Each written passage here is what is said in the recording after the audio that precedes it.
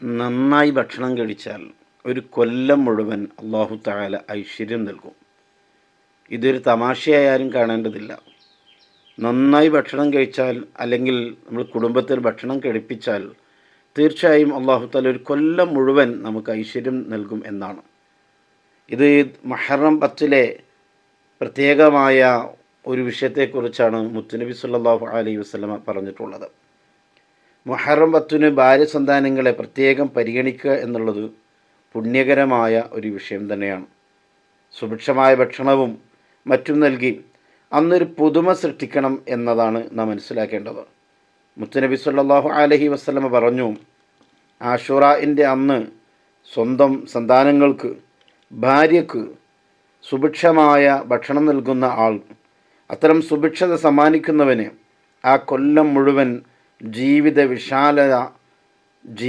വിശാലത അള്ളാഹു സുബ്ഹാനഹു വ തആല നൽകുന്നതാണ് എന്ന് ഇമാം ബൈഹഖി റളിയല്ലാഹു തആല അൻഹു ഈ ഹദീസ് രേഖപ്പെടുത്തിയത് നമുക്ക് കാണാൻ കഴിയും.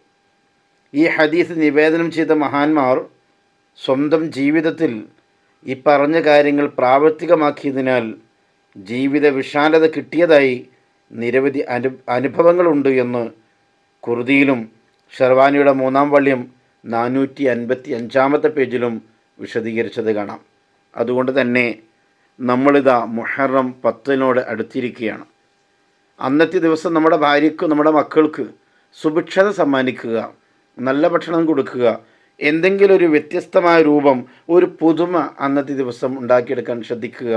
നോമ്പ് നോൽക്കുന്ന ആളാണെങ്കിൽ നോമ്പ് തുറക്കുന്ന സമയത്തേക്ക് എന്തെങ്കിലും പ്രത്യേകമായ ഭക്ഷണങ്ങൾ ഏർപ്പാടാക്കുക.